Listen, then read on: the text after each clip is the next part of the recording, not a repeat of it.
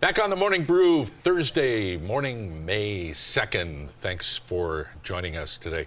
I know this gentleman pretty well, but I'm going to read his little bio line here. I didn't even know this about you, Matt. Matt Rixx is America's leading authority and most sought-after speaker on the science of influence. Oh. Combined with the art of persuasive presentation techniques. I thought you were just Matt Rixx. Well, let me persuade you. That's good. Welcome, Matt. It's good to have you. Thanks for coming in. Yeah, thank you for being here. So you're Mr. Influential. What do you do to make you influence people so well? I teach people, instead of preaching or teaching to get ideas across, I teach them how to tell a story, because we love stories. Mm-hmm. We do. And the easiest way to get people to listen to you is by telling them a story. Yeah, you notice that every time somebody says, hey, let me tell you a story, what happens to the body language? People kind of settle in. Up, yeah, they move in a little closer. They want to hear what's going on, right? Yeah. That's true. And plus, the most powerful people that can be around you, and the ones you want to be around the most, are the ones who can make it interesting or funny. Mm-hmm. So it's entertainment value as well. Tell us a little bit about your background, first of all. Oh boy. Here we go. Was a science geek to begin with, and then got into music and stumbled into comedy and did stand-up comedy for 9.5 years across the United States. And that's where I started learning about the concepts of influence and what makes people do certain things. And it's predictable. So if you understand these things, and then you can inject those little triggers into your story, you can make people become more receptive of what you say, but you can't force them to do something. Mm-hmm. So is that good for people who do sales calls and try to do sales pitches as well? Oh, absolutely. Because, you know, we don't like to be sold, but we like buying things.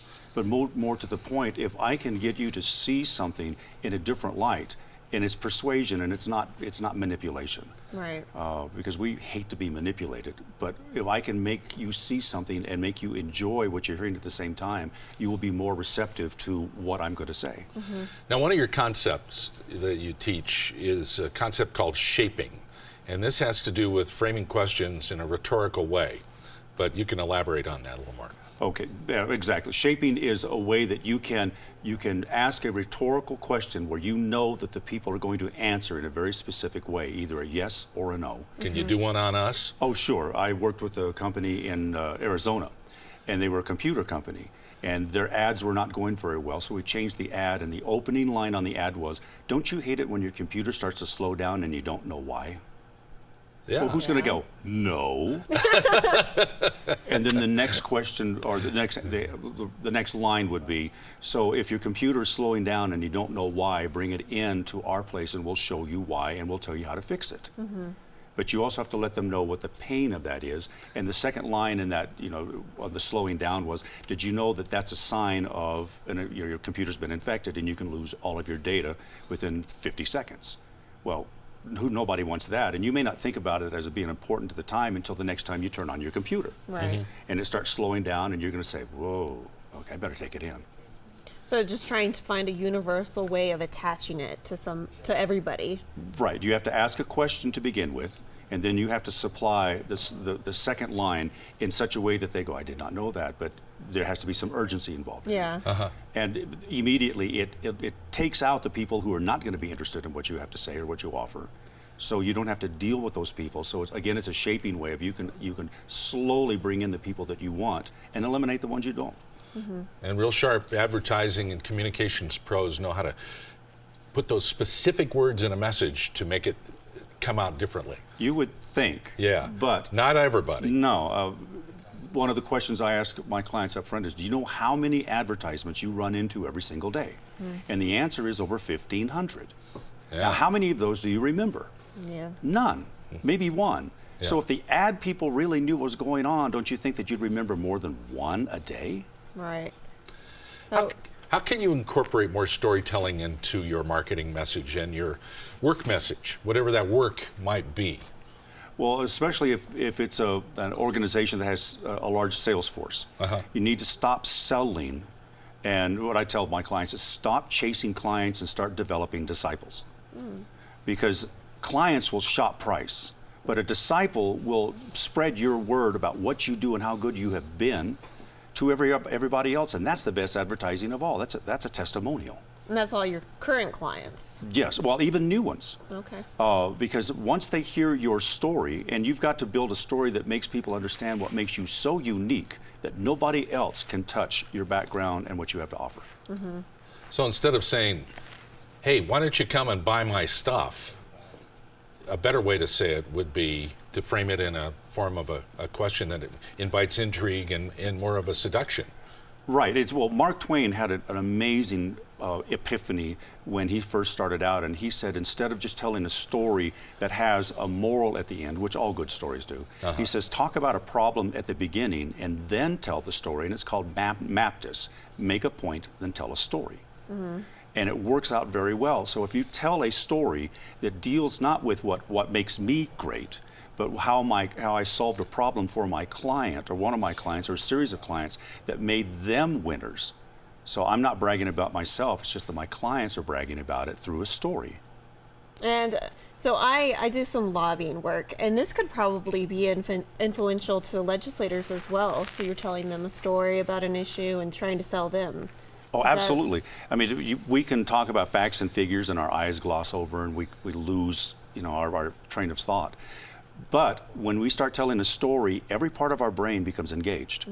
And instead of trying to think of pushback or reasons why we won't do something, we become an active participant in the story. And so we end up being a part of that. And as a consequence, we have more skin in the game then, as we would say. And a story can make people see things in a different light.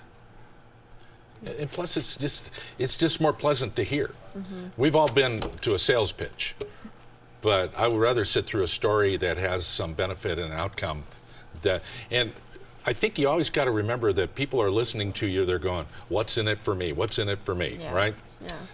And if you make the story about the benefit to them, it's a winner. Absolutely. And you also remember this, that we love to be entertained. The most powerful people in the world since we were able to grunt and throw sticks were the keepers of the knowledge and those who could tell a great story. And politicians may come and go and power players may come and go, but we remember the good storytellers and those who were influential. So look at Bill Clinton and Ronald Reagan. They were able to tell great stories, and we won't go into some of them. But we remember them as being great people because they were entertaining. Right. Yeah. And they ultimately had a message. Talk a little bit about, you mentioned that there are some days that are better for sales calls in the general sense. Their days are better than others. What would those days be? Monday mornings and Tuesday late morning and early afternoon. Because we're more open and receptive to what other people have to say as long as it is a story. But by the time Wednesday and Thursday come around, we're already trying to put out fires, and by Friday, we're looking for the weekend. Yeah. And so people are much more receptive to a very good short story on Mondays and Tuesdays. Right. And that's not only just in sales calls, but that could also be emails and social media, and doing those things as well. Relationships, if you want to bring up some changes in relationships, Monday morning and Monday Tuesdays are morning. really good. Or maybe Friday after a couple of drinks. So Monday mornings, honey, we really need to talk about cleaning the house. Okay, I'll remember we're that. going to change the paint scheme. Yeah. Friday is not a good time to bring that up. So if I talked on Monday about those things, I'll likely get a, yes, of course, sweetie. And you always bring it up as a question first with a Okay. rhetorical, don't you think that? Or wouldn't it be wonderful if? Or have you ever thought of? I mean, comedians do this all the time. And my background in comedy taught me that great comedians always open up a new little short vignette or routine with have you ever thought of? Or doesn't it make you angry? Or you know what I don't like? And it's always, they open it up with a question so they can pull the audience in. And then they go into I'm thinking the of thing. Jerry Yeah. Seinfeld right now. He's the master at that. And Andy Rooney. Yeah. Remember the last bit with Andy Rooney? He goes, "You ever thought about?" Yeah. And Do you ever 'cause right wonder away- why? Right away, people are like, yeah. and they pull you right in, and by that time you're hooked. Yeah. Tell us a little bit about your coaching work and some of your speaking work and how people can reach you. Well, my website is easy, although my name isn't. It has 2 T's and 2 X's, but it's Matrix. And I do quite a bit of speaking and quite a bit of coaching. And it's teaching people just how to tell a better story and how to get what they want without negotiating. And it's fun. I mean, I'm the luckiest man, bar none, in the world for so many reasons. But part of the career is I love what I do, and I'll never retire because this is fun. Yeah. And you get some great newsletters on your website, too. A lot of good content there for people if they want to read it. Well, if it's not interesting and it doesn't make you go, whoa, I never thought of that before. Yeah. You know, or wow, it has to be the flat forehead syndrome where after you hear it, you slap yourself on the forehead and you go, I knew that. Why wasn't I doing that? Right. Yeah. Thank you for coming to visit the Morning Brew and our little TV show here. Well, thank you so much for having me. This is And great. I'm going to try some of your strategies next week and see how things go. So. Tell me how it works. I will. All right. Thank you very Thanks, much, Matt. Al. Thank you. Matt Rixx, our guest here on the Morning Brew. We're coming back in a second.